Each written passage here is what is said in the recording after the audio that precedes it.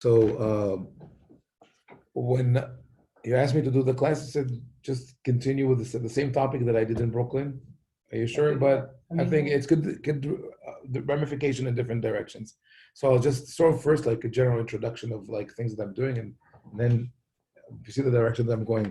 Um, I've been working for the last couple of years writing, on halacha and on other things, on hashkafa, on interpretation of Torah and all that.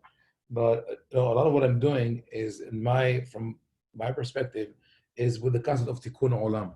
It's really just making the world a better place. And part of it is the way we see people see Judaism, religion, halacha. A lot of people have kind of I don't know, I would say conflicted relationships with Judaism, right? But where does it stem from? Why do people? For over the years, I'm thinking about that. Why do people have problems with religion? If you talk to people who were once religious and now they're not, or try to become Baal Tshuva and it didn't work for them, or they're still observant but they have a lot of conflicts and they're not happy with what they're doing. So I used to think that the core of the problem is in theology or philosophy, the philosophy of Judaism, and I think the biggest problem, one of the biggest philosophical, theological problem for a believing person that you think of, was like someone has like a question about God and the world, and it's not creation, it's not the age of the universe, or even know who is the author of the Torah. I think the number one question is good and evil, theodicy. Why do bad things happen to good people? And I used to think that this is really the thing that pushes people away, and it may be one of the major factors, really. But I've also met a lot of people who went through difficult things and had this question, and they're still observant and they're still within the faith. So this is not the only factor. And it took me a while to realize, especially after I started writing on halacha and distributing those emails. I think now 5 years, so I get the back and forth questions and stories of what people are going through. The one area that could cause people to stay or abandon Judaism is halacha. I know it sounds strange because we think that halacha sort of, if you want to do everything is fine, and you could find your way in it. But this is something that I've also witnessed in conferences. I went to Limud last year, Limud in England. They brought speakers from all over. I went to the IAC in Florida, the Israeli-American Council. They're working on connecting Israelis in America to religion, because Israelis are very much anti-religion. It's in Israel, it's almost like, except for a lot of the Sephardim are okay, but non-Sephardim in Israel, it's either or. Either you're religious or you don't want to have anything to do with it, right? And in all these conferences, when you have speakers talking about cause of Judaism, they like to talk about philosophy, theology, Torah, mysticism, midrashim, all kind of things, but they don't talk halacha. Nobody talks halacha, and I think this is where we need a change, because what happens is you start as an observant person, and then at some point in your life you have some conflict with the way halacha tells you to live your life, and then you feel that you're under pressure, or you feel guilt, or you feel shame. We feel this halacha doesn't work for me. You turn to the rabbis, you ask for a solution. There's no solution. And we think about the big problems like agunot is a problem, right? But there are hundreds of problems, hundreds of conflicts that people have on a regular basis, and sometimes on a larger scale. And this is what I'm working on to change. So the latest that I've encountered personally, and this is something that I think a lot of people go through, is during the period of Avilut. I happened to be in Yerushalayim when my father passed away. Mamash Mishamayim. I usually don't go during the winter, I go in the summer. My father kept telling me, I hope I'll see you before something happens, and like that. Everything is, giving the history of your family, was 80, now he should have been 88, turning 88 in February. But they lived longer than that, and he was pretty in a good shape. Had fall, something, whatever I said, I'll see you in the summer. But he kept saying it, and I had a conference in Israel. My son is in Israel in yeshiva, black hat yeshiva, believe it or not, like all my sons. So I went, and I got her. We spent Shabbat together, and then Monday he passed away. And then all the balagan started when as a rabbi, I accompanied a lot of families through many difficult situations, and I know what is happening in Israel. In America, it's a little different because people contact the funeral home. I mean, in the community here, it's completely different because you already have Rabbi Lankry takes care of everything, right? He's still right. So there's a system. You contact someone and they take care of all the details. In Israel, it's a little different. But we come to the funeral home, to the Bet Levé, where they leave to go to the funeral, and they said the children of the niftar, the children and grandchildren of the niftar cannot go to the gravesite, cannot go to the burial, right? And in many cases, families in that situation, they're being told that if they're not observant, they say, well, "What are you talking about? Right? We came to bury you. We want to go," and they probably will let them go, but they will feel either guilty for going, right? Or they will say, okay, we now prove that we don't care about, your traditions or your minhagim or halachot, and they would say those that the team are obsolete. They live in the past. I don't know what. In my case, I had to step in, and I said, I told the guy from the Hava Kadisha, I'm going. I don't care. I'm going. I know the minhag. I know where it comes from, and really, I didn't have the whole argument with him there. Anyone familiar with the minhag? You ever lived through it? No? I heard that in the community it sometimes happens, right? Okay, well, you know where it comes from. You know what the source of the minhag is? So the source of the minhag, and that's interesting. I looked through all the books, all the modern halacha books, Yalkut Yosef, and other poskim, Shalot Utshuvot. I said, including Rav Mordechai Eliyahu, what is the source of the minhag? They say it's based on the Zohar. But guess what? It's not in the Zohar. It's not mentioned in the Zohar. What is mentioned in the Zohar? The Zohar says that when a man wastes his seed, he creates demons. He creates shedim v'rochot. Okay, that's what the Zohar says. In another place, it is mentioned that there are demons in the cemetery.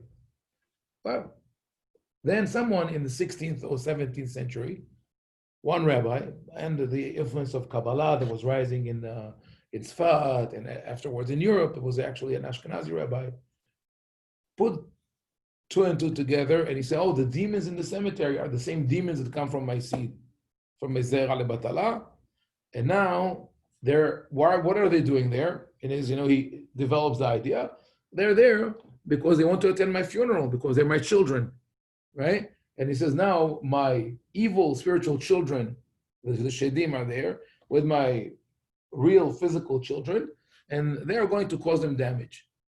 So he said, I commanded as a tzava'ah, I don't want my children to be in my funeral. From one rabbi, it became two rabbis, and then became a minhag among the Mekubalim. At the end, became minhag Yerushalayim, and now they impose it on everyone. And if you don't know the halacha, you say, okay, I don't know what to do. I said, I'm going. My sisters went with me, 3 sisters. My brothers, one of them is Haredi, decided not to go. Anyway, no matter what I say, would not change his mind. The other brother, younger than me, said, I don't want to do something that is not right. He's very lax usually, but here he felt like, I don't want to do something that's wrong. And eventually when they went back to the kever of the Shiva, he broke down completely because he wasn't there. He didn't have closure with my father. And if I wouldn't go, my sisters wouldn't go because they felt also uncomfortable that, it's funny, they need someone to back them up. And then my father would have been buried with none of his children by his grave. And we are the ones who have to explain it. I'm put in a strange position that I have to explain why I'm going, where actually the one who has the burden of proof is the one who started minhag in the 17th century, after thousands of years, where you look, Avraham Avinu was buried by his children, Yitzhak was buried by his children, Yaakov was buried by his children. The Kohen is allowed to bury his father. We have any greater than that? The Kohen buried his father. So, no, it's only if that father never wasted his seed. All the stories that we have about the parents, and the other interesting thing, nowhere in halacha does it even speak about the issue whether the children should be there or not. Meaning it was a non-issue until the 17th century. All of a sudden it becomes such a big thing. Why does it happen, especially around Avilut? Because this is time where we are very vulnerable. You go through a crisis, you lose someone who's dear to you. If we live through that, you know how difficult it is. Besides the pain, we have our memories replay in our mind. You live your childhood, you live your life, you ask questions, a lot of things. I basically was pushed into a Haredi school because I lost my grandfather, and when I had a crisis, I couldn't care about the physical world. Rabbi saw that this is where I am, so they said you should go to yeshiva. You know what? If not for that, I would probably go to the army and would go to the university. That's what I was planning to do, to go to college. And they took advantage of that situation. So Avilut is one area where really you could find a lot of tension between what a person usually does in his regular life and what the community expects from it. So to say the positive thing, there's no doubt that our minhagim of Avilut are very, very important. They're good, they're positive, they help the people. In the general, the broader picture, when you speak about the fact that you have Shiva, you have Shloshim, you have a year, there's a gradual process where you slowly get back into normalcy. That's important. It's also important that we do Kriyah, and also what we call the Zibula Batraita, when you take the shovel and you put the soil in the grave. So those two things always felt to me as a rabbi, I felt almost guilty or like a little cruel that I come to the family, to do Kriyah, or that I give them the shovel. It's very emotional. I don't know how it's done here. How we do the same thing. So I have hand them the shovel. So take some with your hand and put on the grave, and it's a difficult moment. So, but I explained to them. I said, here's what happens. People tend to keep their emotions bottled in. You keep it inside. You don't want to do this, especially in America. That's a new. That's how it is. People have to be strong. If you ever attended funerals outside the community, and even in the community, I've been in Hespedim where, it becomes like a speech, like a bar mitzvah speech, but for someone who passed away. They tell a story. They want people to make people laugh a little bit. And sometimes you bring a rabbi who didn't know anything about the niftar, and they wander off, so I don't know where. But in the Ashkenazi world and in America in general, this is the norm. I've been in funerals where I was like, okay, what's going on? It's like everybody sits, very, very prim and proper, and someone's reading this about my dad, my mother, and a couple of anecdotes, and people laugh. It's what are they trying to do? They're trying to deny what happened.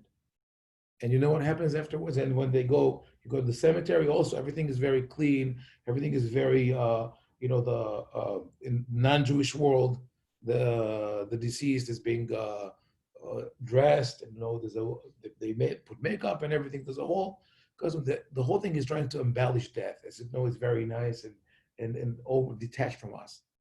But then it hits you. Then people who didn't have a chance to mourn, it's inside, it's boiling, and it explodes. It explodes.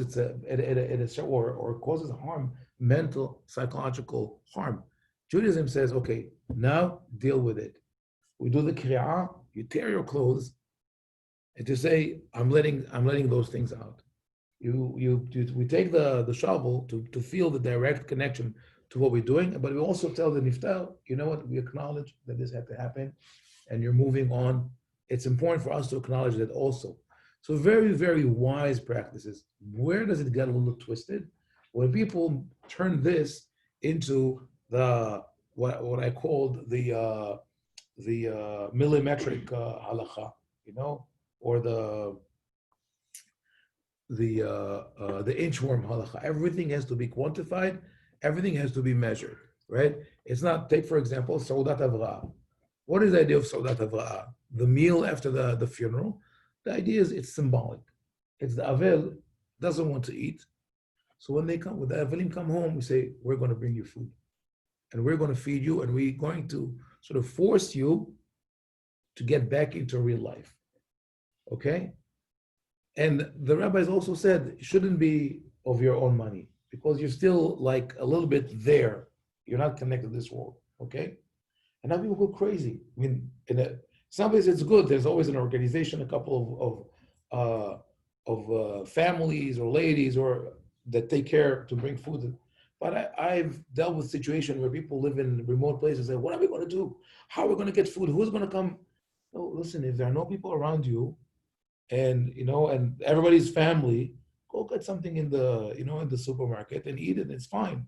It's not like there has to be this and that in that manner. And if you didn't do it, you're not just yet Yehovah, or another concept, the Avel should not work, right? Should not serve himself. So when I was sitting, I want to get up, get a cup of coffee. Every time I get up, they tell me to sit down. I was like, yeah, I need to stretch my legs. I can't sit all day. It's so no, but we'll get you what you need. Finally, I said I need to go to the bathroom. So you can't do it for me. But here, this is where we have to think of how halakha evolved. How our practices now, we sort of like kept everything that comes into the world of Avelut. We keep it as if it's sacred, but we don't ask ourselves, where did it come from? How did it start? Where did this start? That Avel should not even prepare food for himself. It came from a period where to make food, you really had to work hard. To make bread, you didn't have like tons of flour in your pantry. And definitely you did not have baked bread. You did your daily bread. It took an hour and a half sometimes to prepare food. Up until the 19th, beginning of the 20th century, people would spend about 6 hours a day preparing food. We just don't realize how, and it saved them also a lot of other problems. You can gain weight when you have to work so hard to make your daily bread. But so for the Avel to get up, if he needs a couple of minutes to go and make a cup of coffee or hear something in the microwave, it's nothing. Yeah, we have to take it in perspective. But really, so the big question is, what are even the laws of Avelut? Is there anything that you could call it halachot of Avelut? There's a debate. There's a mahloket.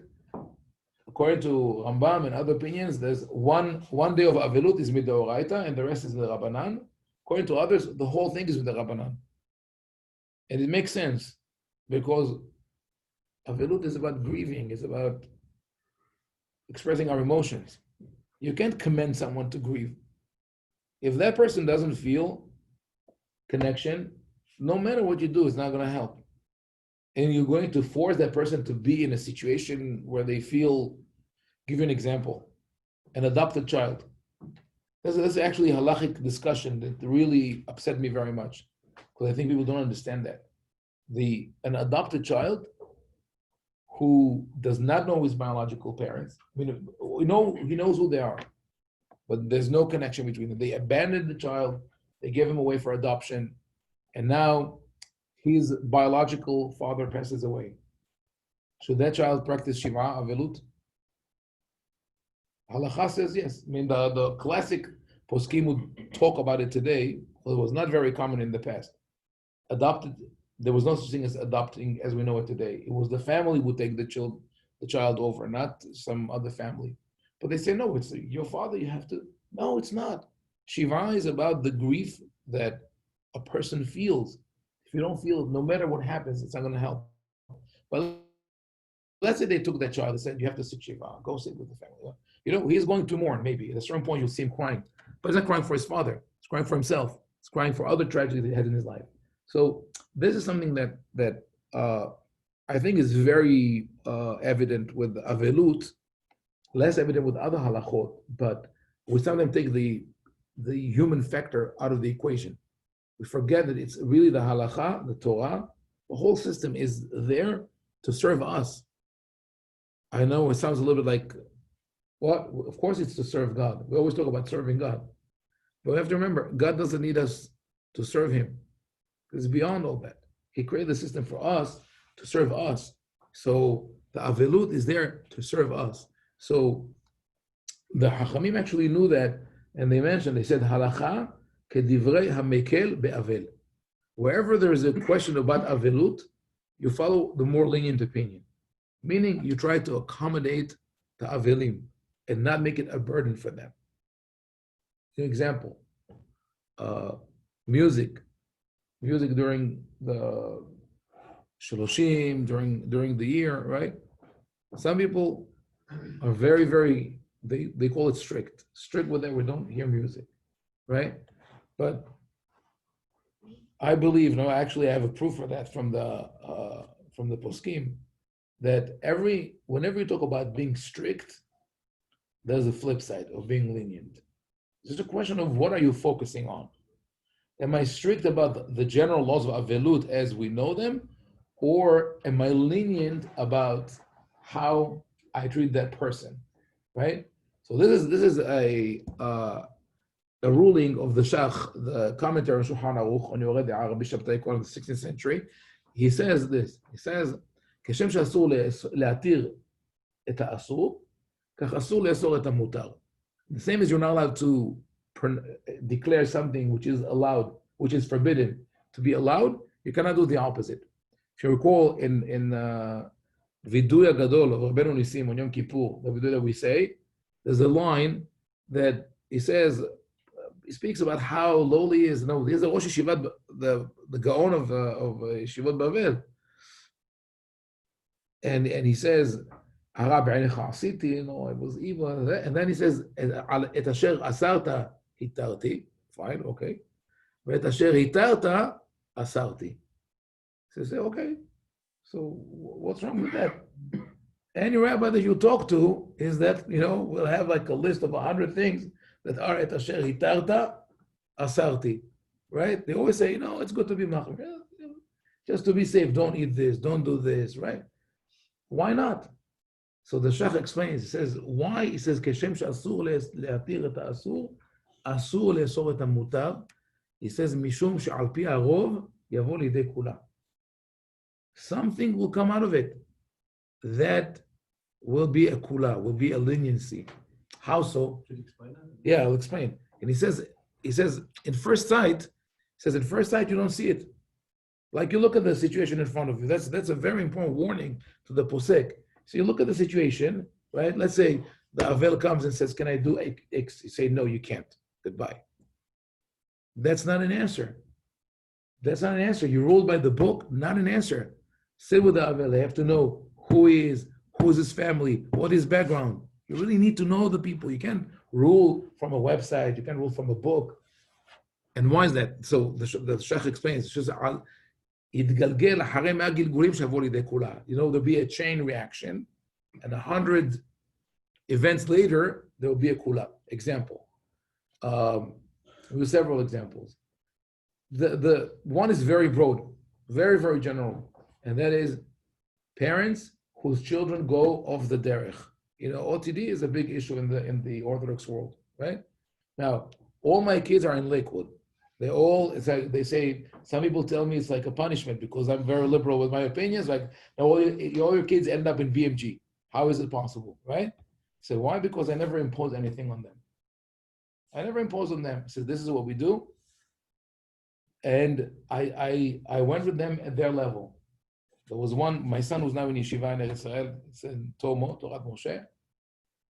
There was a period, you know, Israel, right? So it was a period where he didn't want to go to shul on Shabbat. And it was like maybe 11, 12. That was the age we were in Brooklyn. He didn't want to go to shul.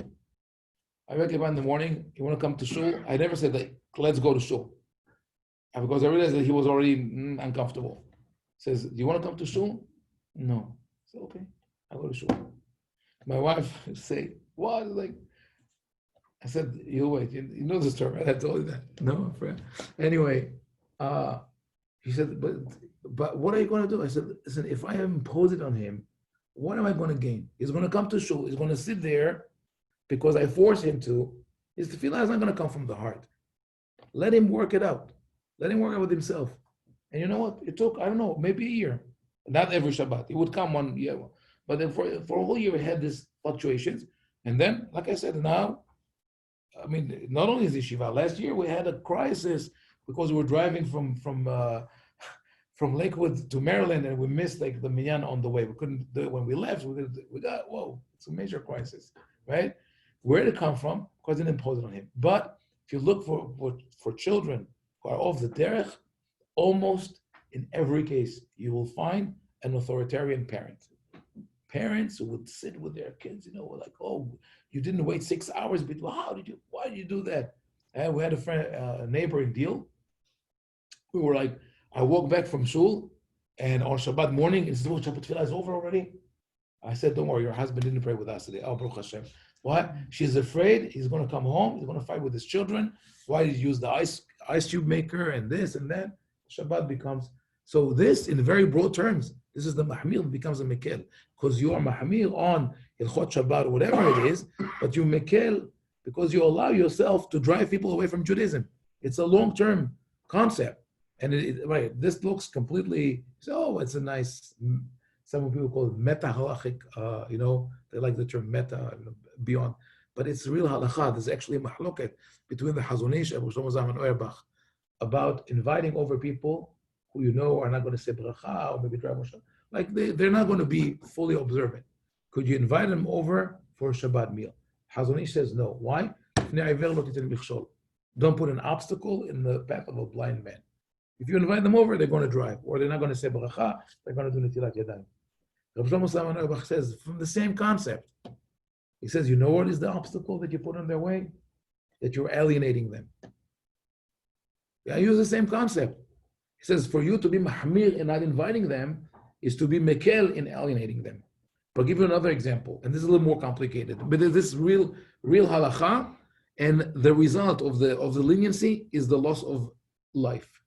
There's a mahaloket between the poskim about the level of severity, or say, of using electricity on Shabbat and using electricity on Yom Tov.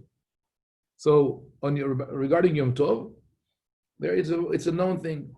There were many Sephardic communities, and also some of German Jews who used electricity on Yom Tov, and there were those who didn't. And then and those who said you could only flip on and not turn off. In the 50s in America and the 70s in Israel, this whole thing changed. Everybody says a lot of rabbis said that you cannot use electricity on Yom Tov. I believe it happened because of the introduction of TV into our lives. That's why it happened in the 50s in America and the 70s in Israel, because that's where we start getting what? Yeah, I know, but I know that that's what started it. It's true. A lot of the Humot of the Chazon Ish became now the norm in Israel. Like before the Chazon Ish, Ma'amid le Ma'amid besukkah, nobody even knew about that. Nobody, it's Shulchan Aruch that you could do it. But right, we got a lot of the Humot of the Chazon Ish through Olam HaYeshivot to the Litvak Yeshivot in Israel. But with what happens with that? Okay, let's say you want to take upon yourself the practice as a minhag of not using electricity on Yom Tov, but you should tell people that in reality it's not forbidden, instead of making it like a isur. Because what happens when people think it's an isur, if you think it's isur deoraita and you think of it as starting a fire, then you'll try to avoid it to the extreme limit. So if there's an emergency on Rosh Hashanah, let's say on a Yom Tov, and you can pick up the phone and call 911, but you think it's fire, right? Because I'm using electricity. Let's delay it, and people died. There were cases like that. Shabbat, same thing. Rabbi Shlomo Zalman Auerbach, many years ago, said in a private conversation, but then he published in his Shalot U'Tshuvot Minhat Shlomo, he wrote that the majority of the usage of electricity on Shabbat is not midoraita. He says unless you use it to generate heat or for cooking, it's not doraita. He says most of the appliances, most of what you have at home is not doraita. But I don't want to publicize it because people will not be able to tell the difference between what is doraita and what is not. That was in the 70s. He spoke with Rabbi Halperin, who was a scientist and a consultant. But then he wrote it in Minhaj Shlomo. He actually goes into that. And he's not the only one. Rabbi David Shlush and Hamda Gnuza and Rabbi Moshe Levi, who was a Talmid of Chacham Mazuz in a book called Menuchat Ahava. They go into that and they show how electricity would be mitoraita on Shabbat only when used to start a fire or to generate heat, right? Now, obviously in practice, we don't use electricity on Shabbat. But in people's mind, again, it's the last frontier. You know, people who abandon religion, you could talk almost to anyone who was in a yeshiva and became what they call in Israel the tlash, the tilesh avar, ex-religious. You ask them, what is the first thing you did? You know what's the first thing they did? They flipped the switch. They went on Shabbat and they flipped the switch and they waited for lightning to strike them. And when it didn't happen, they said, okay, so it's not that bad. Now, if in people's mind, you know, we don't use electricity on Shabbat because it's not in the spirit of Shabbat, because we don't need it, because if we start using it when it's permissible, right, we'll end up using our iPhones and we'll do all our digital work on Shabbat. So we don't want to do that, but that's education. Instead, we say categorically everything is forbidden. And again, people delay going to the hospital on Shabbat because of that. And life are lost. So this is humra de ateli de kula. It's very clear. You're mahmir on one thing, there's a flip side. So to be mahmir unnecessarily is extremely dangerous. So, we started with avelut and we got to there, but really the power of halakha is everywhere. And it's important. It's not easy, but it's important, especially the things that we care about, to learn as much as possible, not just what you find in the kitzurim, the abridged guides, but go thoroughly, look for the source. And probably the best thing to start with everything is really know the Tanakh. Because the Tanakh gives you a perspective of, I'm not saying to know if it's the Oraita or the Rabbanan, to know the value system. The Tanakh doesn't say anything about Avelut. Why? Because Avelut is the practice of the community, how they evolve. So I'll conclude with that. So that what I'm doing now, in general, I call it halachic empowerment. I think it's important for people, and this is how it used to be in the past. People knew the halakha. You go to ask complicated questions, but what applies to you, you usually know, you know quite thoroughly. And when you know thoroughly, and you have a situation, you make a decision. When you make a decision, you own it. It's like in marketing, it's a very well-known rule, right? You have to give people options because they want to feel that they chose it, and then they own it. You see in catalogs, you have, Macy's is a very interesting type of catalog, because when you go to, like, let's say the home goods, right, and all that, they have a mixer, let's say, a blender and a coffee machine, and they're all $39, $39.99. And they say this, $39.99, your choice. What do you mean my choice? What do you mean I choose between coffee and blender? Well, it's not a choice, right? But the thing is, like, we want you to spend $39.99, but we let you choose how you spend it. You're going to buy something that you don't need, but right, you chose to do it. But the same, it's funny, but same thing with halakha. If I know, for example, that there are different approaches to kashrut or waiting between meat and dairy and this, and minhag is part of that. And I say, okay, I choose to do this. So then I connect to this halakha and to this minhag and say, I want to do it because I chose to do it. It was not imposed on me. So that is my drive, is to really get people to know that idea of halachic empowerment, to really know thoroughly the spectrum of halakha, to be able to hold your ground, whether it's for yourself, whether it's with others that you talk about. How about Kaddish? So Kaddish, well, 2 minutes. Kaddish. Okay, so I'm not saying now Kaddish from afar. I'm trying to get Kaddish done, but I just had this last Shabbat in a situation with someone who lost his mother, came from Israel to spend Shabbat here. He stayed with his brother who lives very far from the shul, right? And this man is a rabbi, and But he said, I don't know what to do. He says, on one hand, it'll take like an hour walk to shul, if the weather would be good. And I only have this. He had like a couple of days with his brother. He was going back to Israel on Shabbat, on Sunday, right? And I said, come stay with me, or I give you a bicycle, you could ride to the shul. It didn't work for him, and I went to the funeral, I was the only friend that he has here. I went to the funeral, and I saw how connected was he to this brother. The brother is really Baal Midor, is a good, not connected to religion very much, but of tremendous civility and respect, and what they call, menschlichkeit or admi, depends on which language you use, right?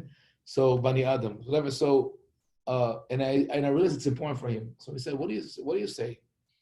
Maybe I should say Shabbat with my brother, and pray at home. But what do I do with Kaddish?" So I told him this: Kaddish, have in mind, is not even mentioned in the Shulchan Aruch as an obligation of the Avel. Why does Sfadim say Kaddish? It's a remove, but why does Sfadim say Kaddish? No, because once it doesn't say anywhere. Right, because once it gets into the system, and people identify the Kaddish with Avelut. But where's the Makor for it? There's no, you don't need Makor. Once it becomes, doesn't have to be Makor. That's the thing. There's no Makor for Hanoten La'Yaf Koach. But there's no Hanoten La'Yaf Koach. Everybody says, even the Sfaradim. Shulchan Aruch says, don't say it because it has no Makor. The Bah, there's no source. Birkat Hanoten La'Yaf Koach. Shulchan Aruch says, don't say it because it's not mentioned anywhere. It probably was written after the Talmud. The Bah. No. I'm saying about Hanoten La'Yaf Koach because it's a bracha. You can invent new brachot after the Talmud. The Bah is the commentary on the Talmud. Your circus with Ashkenazi said, no, probably there's a Makor, we just don't know it. But you don't hold chickens to the but it's not true. It's not true. This is a myth. To think that the Sfaradim only follow the Shulchan Aruch and never follow the Ramah is not true. It is. No, okay. Well, I'll stay and talk to you about this. I'm telling you, it's not true. It's a myth. There are many myths, and especially in the Syrian community, there's a myth that the community follows the Rabbi Ovadia Yosef, and the Rabbi Ovadia Yosef follows the Shulchan Aruch, and the Shulchan Aruch represents the opinion of all Sfaradim. That's not true. It's a myth. Anyway, with the Kaddish, like you're saying, that it's not being mentioned in Shulchan Aruch, or the Ramah mentions it. It's true, but the Kaddish originally started as a hook to get people into Tefillah. That's why it's in Aramaic, because people didn't speak Hebrew. They understood Aramaic. The Avelim come and they sit there, There's a medrash something, or a key or something. Yeah, that's a late Midrash. It's not authenticated. It's probably from the 16th century or 14th century. It's a long story. They mean a very, very strange Midrash. In any case, what I told him is this: the Kaddish is only the hook to get people connected to religion. Because the Avel comes, he wants to say Kaddish. So now he's in shul. Now he hears the Devar Torah. Now the Rabbi talks to him. Oh, he gets connected. But all of a sudden now he's going to be, maybe is going to do more. I had a situation, people traveling and they call me from China, email. What am I going to do? I have no Kaddish. Saying, do a good deed. Do something, le'ilui neshama, it could be limut Torah, it could be charity that you give. Call someone who needs your emotional support, that will count. So eventually I told this rabbi, I said, if you take whatever you need, if you feel this is what the right thing for you, and channel it, be with your brother, maybe it's more important to you. And he told me this, it was the best advice he got. So we have to balance it. I mean, it's not a public thing. You're not going to say, okay, now the whole community are going to stop saying Kaddish and just engage in good deeds. But individually, yes. And publicly to the community, I do say that. I said it's important to say Kaddish. But if we only end up with saying Kaddish the whole year without transforming ourselves spiritually, then something is lost, something is missed. So this is where we put the emphasis. Okay, so we'll stop here. Thank you.